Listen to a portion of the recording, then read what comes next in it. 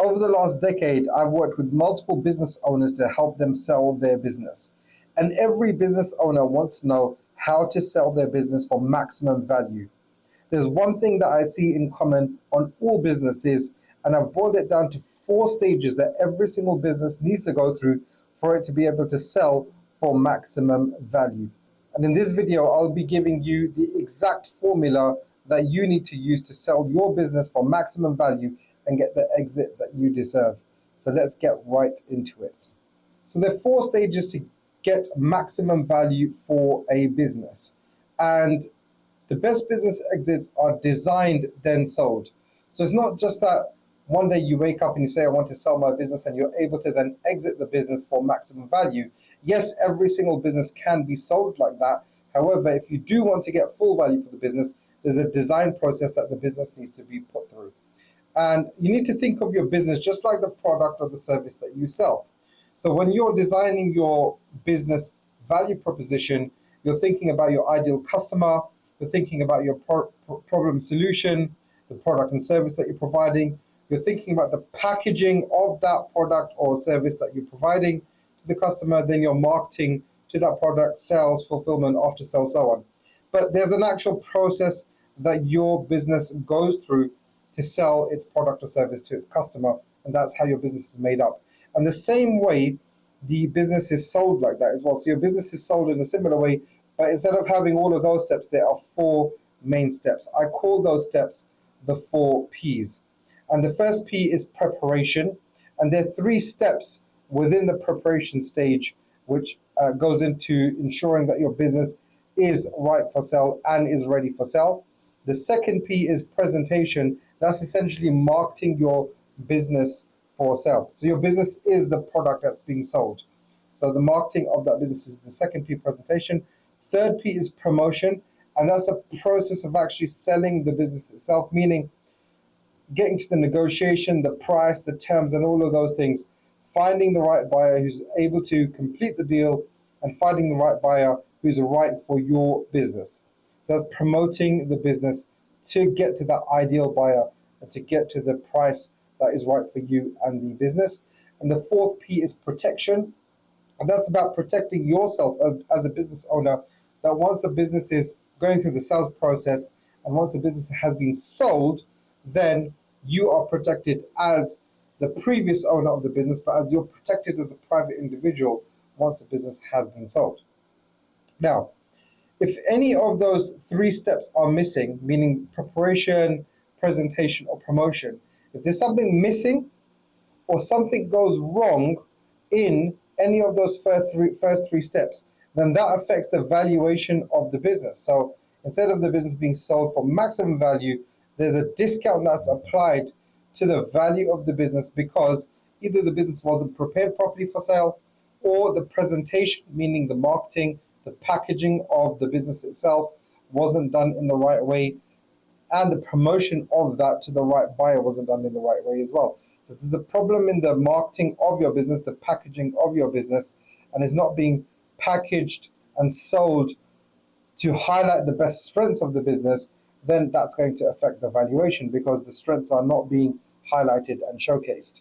And also, the right buyer will normally pay you a higher price for your business because of who they are, not because of what your business is. And that's the job of an M&A advisor. All of this is, 1, 2, 3, 4 is the job of an M&A advisor. 4, you do have your accountant and your lawyer that's also involved in there. But an M&A advisor will be able to really help you in the preparation, presentation, and promotion stage. And that's why those 3 steps really affect the valuation. And also, if any of the first 3 steps are missed, it also affects the last step in protection. Because if, for example, the business is not prepared in the right way, and I really say that the first step, the preparation of the business, really helps in protecting you as a business owner when you are going to sell your business. Because if it's prepared in the right way, then there's very little that can come back to you as a business owner after the sale has gone through to affect you in any meaningful way. Because you've done your job the right way, and therefore you're protected in the right way as well. So that's why it's so important for your business to go through those stages. Now let's take a look at some examples of how it can go wrong. Just in terms of price, we're not even talking about any other aspects of how a business exit can go wrong. So in example one, let's say that there's a business that's got 2 million EBITDA, and that can be traded at 8x multiple if everything is done properly, meaning the preparation is done properly, the presentation and the promotion is all done properly. Therefore, you get to a sales price of, or a sales multiple of 8x to your EBITDA. That means that your enterprise value is basically the value of your business, the price of your business, would be 16 million, because 2 times 8 equals 16. Now, if there's a lack of preparation and the multiple is reduced to 5x, so the multiple goes from 8x down to 5x multiple, then the new enterprise value is 10 million, and the business has lost value of 6 million. And that's just because the preparation wasn't done properly, or the presentation of that business wasn't done properly, or the promotion of that business was not done in the right way. So there's huge impact that can have on what you end up in enterprise value and how much you can get for your business. That's fine. Let's say take an example of a business which has maybe a lower enterprise or a lower EBITDA. So lower EBITDA businesses normally don't have as much of a multiple. There are exceptions to that rule, but I'm just giving you what the most common cases are. So let's say, for example, the business has a EBITDA of 750,000, and let's say that can be traded at a multiple of 4x if everything is done properly. So the enterprise value on that business is 3 million. So 750,000 multiplied by 4 equals 3 million in enterprise value. Now, if a lack of preparation reduces the multiple to 2.5x, so it goes from 4x to 2.5x, then the new enterprise value is 1.875 million. And that means that there's a loss of 1.125 million just because the preparation or the presentation or the promotion of that business was not done properly. So that's why the first 3 steps and the first 3 stages of putting your business through a good process helps you in your enterprise value and ensuring that you can get maximum value for your business. See, the last thing that you want to do is to have a hit on your multiple. The multiple is the most important thing. So multiple protection and multiple expansion is the most important thing that you want to focus on as a business owner if you want to ultimately exit your business. Yes, if you can grow the EBITDA, that's fantastic. But some of the best value drivers is hitting the multiple. So now let's take a look at each stage individually. So stage 1 is preparation of a business. Now, preparation itself has 3 stages, or there are more accurately 3 areas that need to be looked at when you're preparing your business for sale. The first is operations. Operations means the team of your business. How involved are you as a business owner? What's happening behind the scenes? How are you attracting customers? Is there a predictable way of getting customers? How are those customers being sold? What's the conversion rates from marketing, meaning how many leads you get as a business, to the conversion rate of that into sales? And when it goes to sales, then the fulfillment, how efficient is the fulfillment process? And are there customer service issues, or is everything being done in the right way? Of course, if you're selling your business, you want to make sure that there are no customer service issues at all, and that your conversion rates from leads to sales is an acceptable rate. It depends on what business you are as to what an acceptable rate is, but you're probably looking at the very least, if you can get a 20% conversion rate, and that's, like I said, at the very least, if you get 20% conversion rate of all sales, then that will be a very good sort of baseline that your business is working from. Operations also looks at your team members, especially if you're in a service business, then what's your retention of those team members? A long-standing team is going to improve the value of your business. If you have a business in which you're churning through your team every year or every couple of years, business buyers are looking at it in a very negative light. That's not going to go down well. People are going to start questioning how effective the management is of the business. And so the team, in terms of your employed team, even subcontractors as well, there's already minute detail here is that employed team members are normally valued higher than self-employed contractors. Now, that doesn't mean that you can't have self-employed contractors in your business. Of course, you can. Every business can utilize them in a way. And normally, when it comes down to the effectiveness of team members, subcontractors can be more effective than employed team members.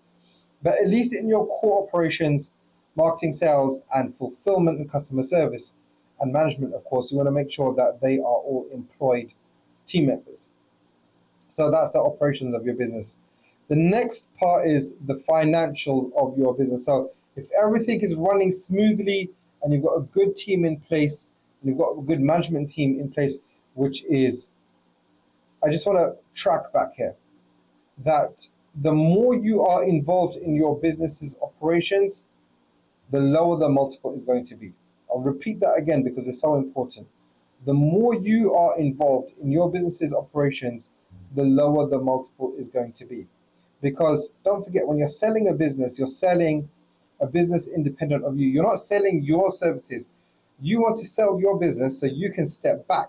Now, there is a place in which you also want to continue with the business, and we'll touch on that later on in the video. But normally, when you're selling your business, you're selling your business so you don't have to be involved in your business anymore. So therefore, you need to be separated from the business. Any good M&A advisor, that's one of the first things that we work on.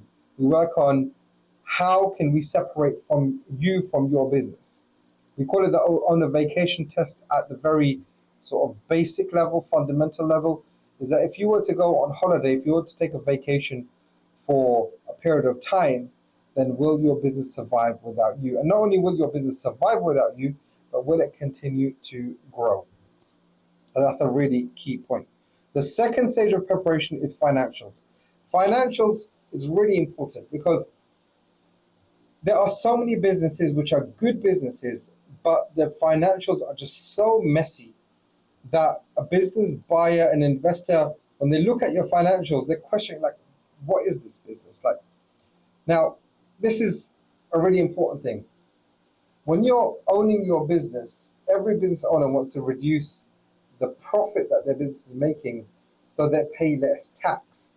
And that's something that, of course, all business owners do. You want to be as tax efficient as possible so you can take more for yourself or the growth of your business. That's fine. But if you want to get maximum value for your business, then you need to show profit. And yes, there are adjustments that can be made. It's a very common term. Everyone does it. I do it all the time as well.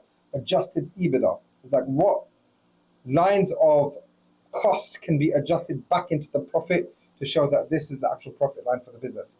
But the fewer adjustments that you have to do as a business owner when you're looking to sell your business, the more positive it is for business valuation. Because the easier it is to read your financials, that's the P&L statement, the balance sheet, and the cash flow statements at the very least, the better it is for your valuation, because business buyers are able to understand your financials and therefore they're able to make easy assumptions. If you can make it easy for a business buyer to make assumptions regarding the value of your business through your financials, the more they're going to have confidence in your business financials and therefore your business's operations as well, because ultimately all operations flows back into the financials. So presenting your financials in the best way, and that takes time because every business has their cash flow statement, which they're looking at the most sort of short-term level. Then they're having their management accounts, which is either done monthly or quarterly in most businesses. Then you've got your full accounts, which are done at the end of the year. Now, the earlier you can start showing good, clean financials, the better it is for your business. Every single business buyer looks at the last 3 years of your business. If your business has only been around for 2 years, they're looking for the entire 2 years of the business, but they're looking at least the last 3 years of the business and beyond.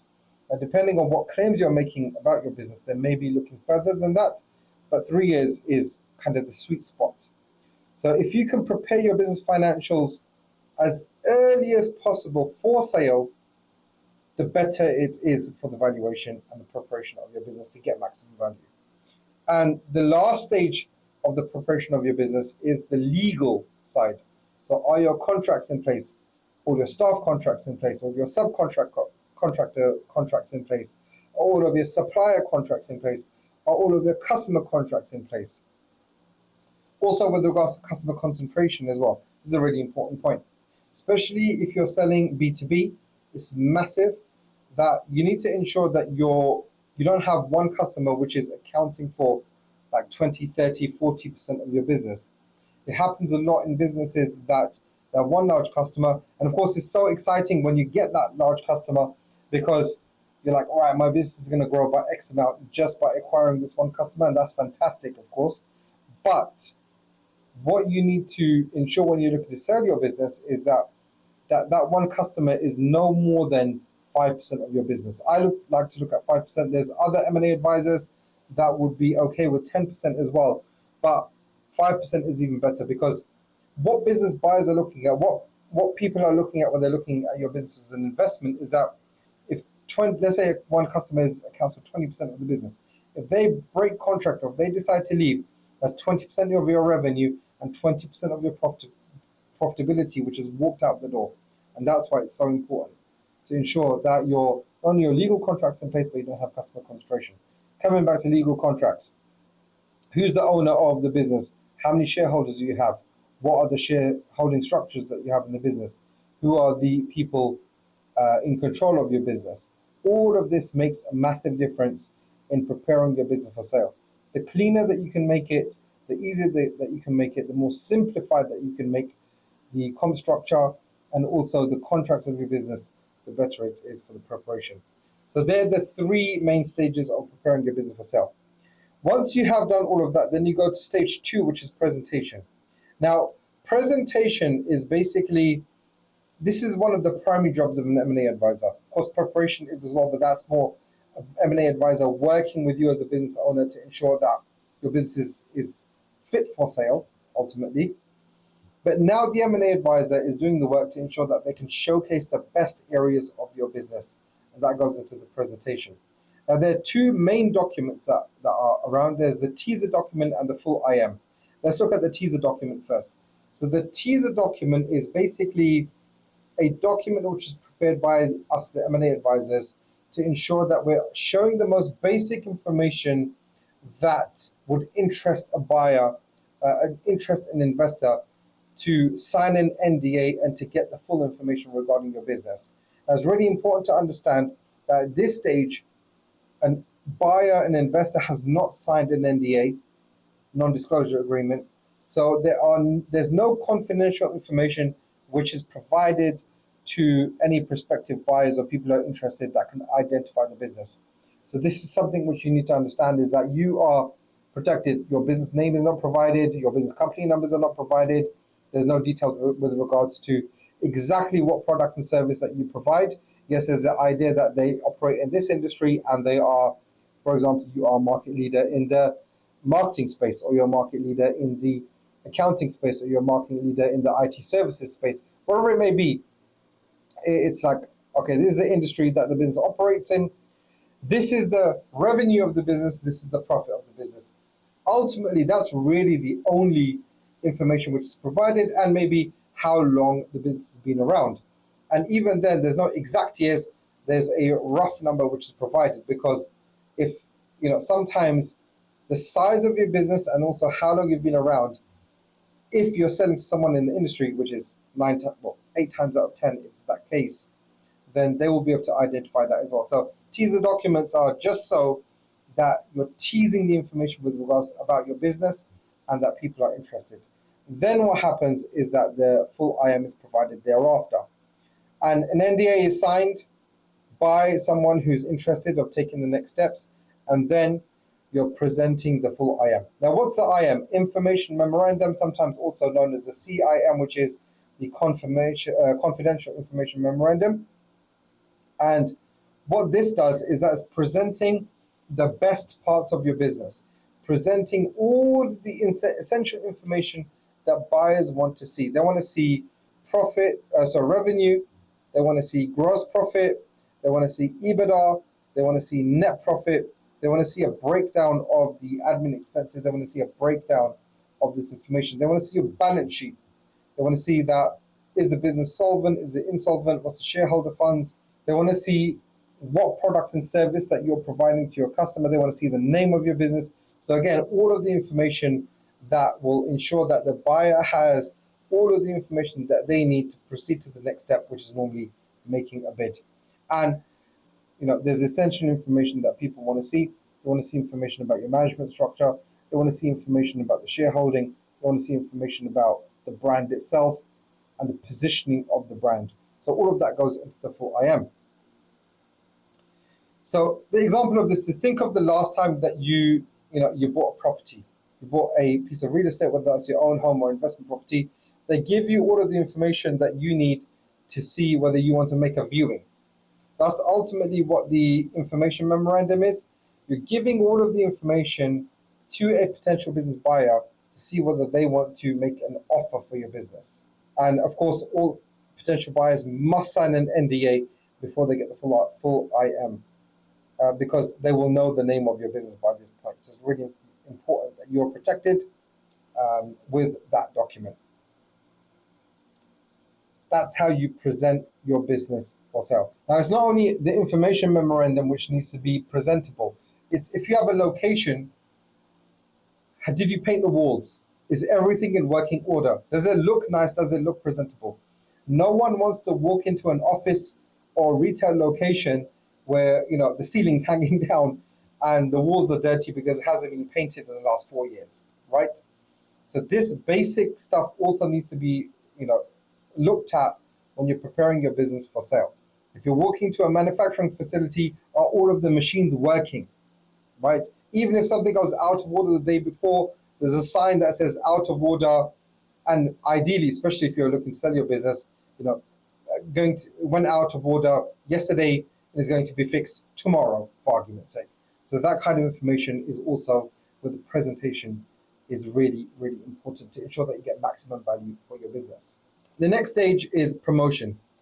So promotion is the stage to identify the core pool of potential buyers. This is really important. The person who an M&A advisor speaks to with regards to the sale of your business can potentially be the biggest driver of value for how much you are going to achieve for your business sale. That's the potential pool of buyers that an M&A advisor will speak to with regards to your business sale can be the biggest value driver to the price that your business is sold for. That is so important because ultimately buyers make decisions as to how valuable your business is for them. And the more your business is valuable for them, for the long term, for the future, the more they'll be willing to pay.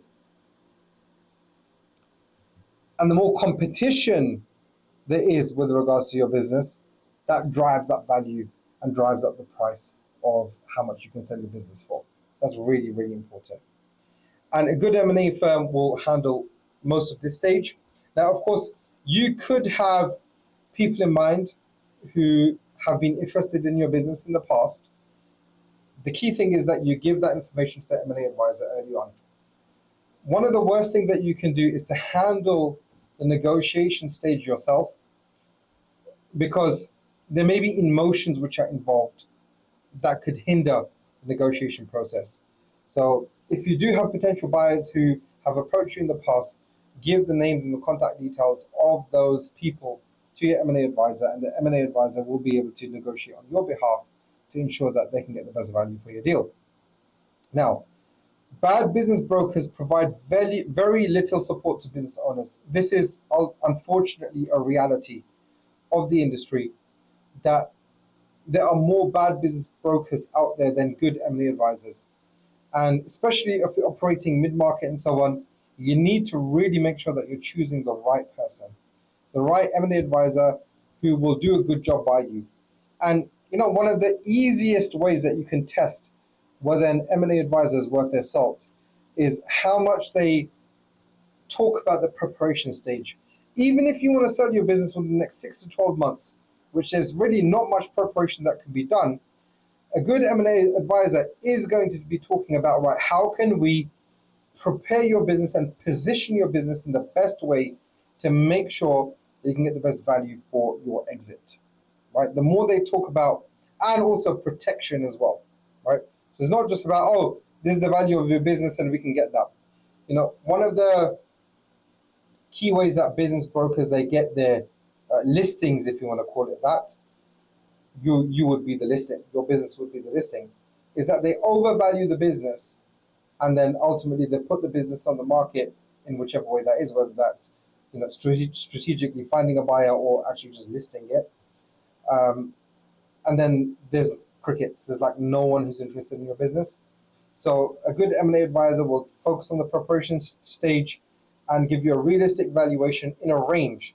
So they would be like, all right, this is what you can get every single day, or once your business is out on the market and we're talking to business buyers. And if everything goes right and we find the right buyer, then this is the maximum value that you can get. There's a range in between. And if you prepared your business for sale, then this is the maximum value that you can get. So a good M&A advisor will be able to give you that kind of range when you are approaching them and identifying who's a good M&A advisor. So that's just a little aside about bad business brokers and good M&A advisors.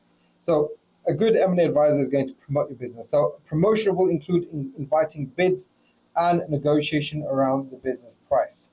So of course, M&A advisors will be working with you to ensure that you ultimately make the decision as to who's the right buyer for your business and what's the right price for your business. But let them handle that stage on the front end. Of course, they'll be working with you on the back end to ensure that you're making the ultimate decisions as to who the buyer is and what price is being sold for. Because sometimes, especially if you're selling in industry, a business's or a business owner's reputation will precede themselves. If they're known to waste people's time or to have bad reputation in the business, sometimes an M&A advisor might not be aware of what you're aware of. And even though on the front end, they're giving the highest offer and it sounds like the best thing to do, you might know that actually, that person's not the right person that I want to sell the business to. So even though that's the highest offer, I don't want to sell my business. And ultimately, it's your decision who you'll sell your business to. It's your asset, right? You can decide to sell your business to someone, or you could decide not to sell to them. And that's entirely your choice. And the M&A advisor is just going to have to respect that. So at this stage, buyers will provide IOIs, LOIs, and heads of terms. IOIs basically stands for indication of interest documents. That's right, the offers will be made in there that they're interested in the business, and they'll put an initial offer in. And LOI and heads of terms, they're the same document but used differently in different locations. So LOIs are differently all across the world, heads of terms in the UK. And the LOI and the heads of terms is the final initial document, right? This is really important that an M&A advisor will explain to you. IOI, you can have 10 people who submit an IOI. You can actually have multiple people who submit LOIs as well, heads of terms, but there'll only be one person that you'll sign the heads of terms with. There'll only be one buyer that you'll sign the LOI with. So an M&A advisor will work with you to ensure that you can make the right decision for the person or the buyer that you feel most comfortable with. And it's really important that you do feel comfortable, because as soon as you sign the LOI or the heads of terms, the HOTS, you are in exclusivity with that person. The period of exclusivity is negotiable. It could be anything as low as 2 weeks all the way up to 2 years. I mean, I'm just making that up. No one ever signs exclusivity for 2 years. But let's say, for example, that 3 months is sort of the longest that I advise people to sign. If someone's asking for longer than 3 months, there has to be a really, really good reason. And there's other things that are done if someone's asking for longer than the 3-month exclusivity, to ensure that they're serious and you're protected as a business owner, that we won't go through in this video.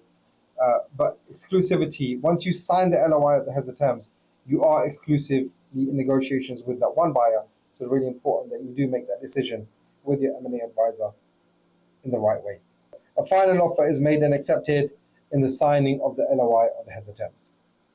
Now the last stage 4, which is protection. Once the initial documents are signed, the business owner has to move from being a business seller to a personal protector.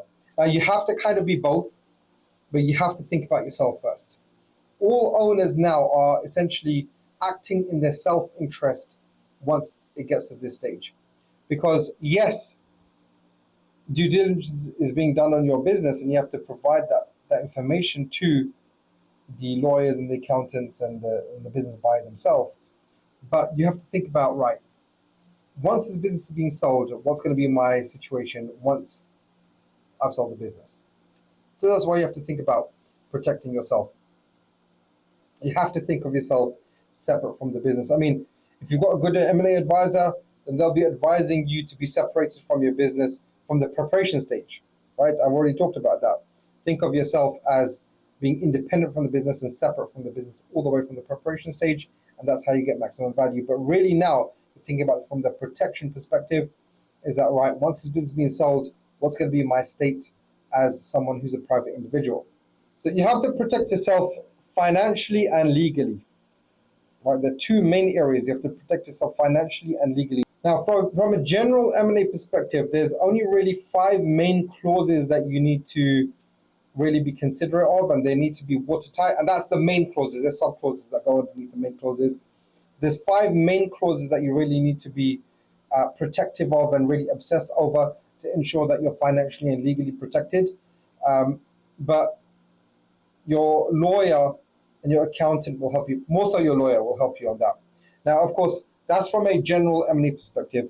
If you're in a regulated industry, like maybe healthcare or something like that, or financial services, then of course there are other areas that you need to ensure that you're protected from, and any good M&A lawyer will help you with that.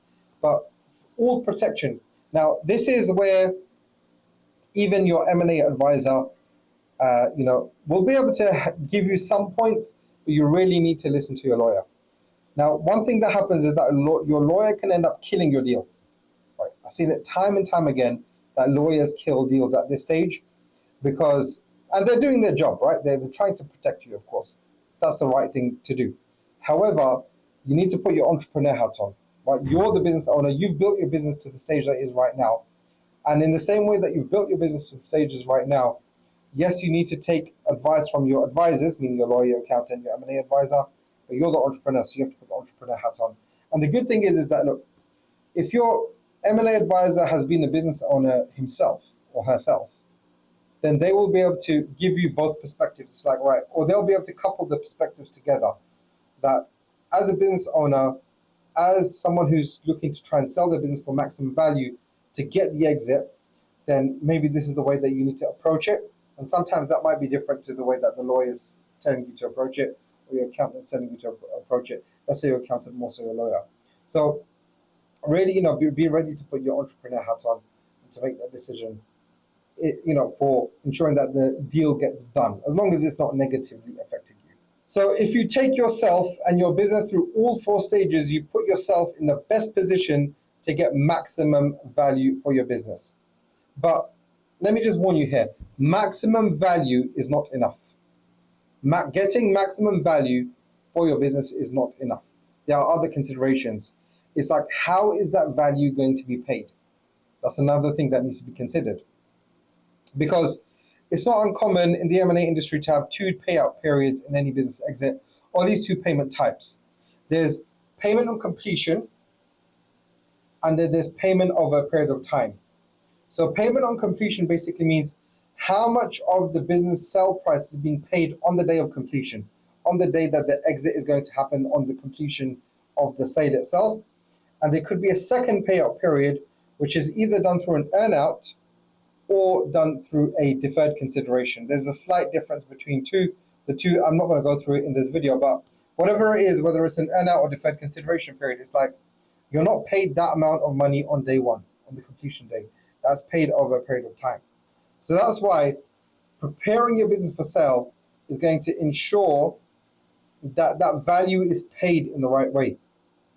So following the four stages increases the amount of money that you can receive on completion, because the name of the game is to ensure that you get paid 100% on day one and 0% over time. So what affects a business consideration being paid on completion versus over a period of time? The more risk the business is perceived to have, the higher chance of a deferred payment schedule. So the riskier your business seems, the higher chance of a long period of an earnout or a deferred consideration. Now, even if there's zero risk, when I say zero, nothing's zero risk, but even if your business is perceived to be a lower risk, it's not uncommon to have a payout period even then. All it is that your payout period will be shorter. So preparing a business for sale through the 4 stages for an exit not only increases the value, but it also increases how much you get paid on day one, and it also protects you long term. Payout periods, can last up to 5 years, can last longer than that. But if you prepare your business for sale, you can take that payout period from 5 years down to 3 years, or from 3 years down to 1 year, right? And 1 year down to 6 months. Although 6 months are uncommon, it's normally a year. And that's really important because when you're selling your business, you want to essentially have a clean break. And that goes to the next point. Most business owners want to sell their business and exit and just leave the business, right? So when you go through a full sales process properly, you can also almost guarantee full sales process when you go through the 4 stages, you can almost guarantee a clean break from the business, either at completion or just a few weeks after the completion has been done. Now, there's always going to be some, questions that need to be answered, but we've done so many completions, and on average, our sellers are only really answering emails for a couple of weeks just to confirm a few things from the handover packs. And this is another thing. A good M&A advisor is going to help you create a handover pack, right? Business brokers, I can guarantee you, if you speak to a business broker and you ask them about a handover pack, they won't even know what you're talking about, right? Why? Because they're not thinking about you as to what's going to happen after the business sale has been completed. All they care about is a business sale. In fact, they don't even care about that. All they care about is a listing. But a good M&A advisor is going to ensure that they're thinking about you from today all the way to what's going to happen after the business has been sold, and what impact that has on you and your time and your payout period after completion. So most business sellers that we work with, handover packs are completed and prepared, and you're just really answering a couple of emails, maybe a phone call or two that, right, this means that, this means that, and the new business owner can just go ahead and get on with business. Now, when a business is not sold properly and not prepared properly and not presented properly, it's not unheard of for sellers to be stuck in a business for up to 5 years after a business sale. Let me tell you, we own a business, and I think it's year 4 right now, and the business owner is still working for us. Why? Because that preparation work wasn't put in. Now, it was still valuable enough for enough business for us to go ahead and buy it, but that business owner is working for us 4 years down the line. You as a business owner, do you really want to be working for someone 5 years after the business has been sold? Now, there is a place, and I did say that I was going to talk about that. If you're selling your business or part of your business as part of a growth capital phase, a growth capital raise, then there's a place in a compensation package that can be quite beneficial for you post-exit, but that's a different type of exit, right? And that's negotiated. You're normally going for a multi-stage exit at that point. That means that you may be selling, 30 to 50% of the business today, or even up to 80% of the business today, and then you're rolling over your equity, right? And this normally happens with private equity. And then you're rolling over your equity, and then that 20%, 50% of the business is sold again at a later stage. That's a different type of exit, and it can be very lucrative, by the way, from you in terms of a compensation package of how much you're paid while you're running the business or while you're still in the business, and also for that secondary or even third exit that happens at that time. But that's a different type of exit. Most exits are full exits, and the 4 stages become even more important. So in summary, what are those 4 stages? The 4 stages are preparation, and preparation has 3 stages. Then you've got presentation. Presentation of two main documents, teaser and IM. Then you've got promotion, and that has multiple stages in terms of finding the right buyers and the negotiation of that business. Sale, meaning the price and also the terms of the price. So there's 3 main stages in that. And of course, then there's the protection, 5 main areas that you need to be protected in generally in M&A sales. And then of course, depending on the industry, other areas that need to be protected. So If you put your business through all four stages, you can ensure that you're setting your business up in the best way to get maximum value for your business. And if you've put so much work in to get your business to the stage that is right now, then why are you not going to put just the additional work?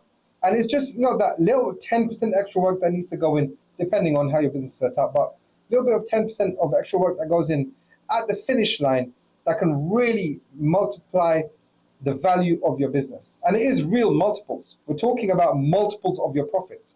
So we're talking going from having a 3x multiple valuation to having a 5x multiple valuation, going from a 4x multiple valuation to a 6x multiple valuation, going from a 5x multiple valuation to an 8 or even 10x multiple valuation.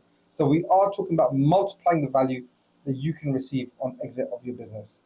So if you want to find out more about how you can put your business through the four stages and get the most value for your business, click the link in the description to get a valuation on your business and to work with us, and carry on watching videos on this channel so you can sell your business for maximum value. And I'll see you in the next video.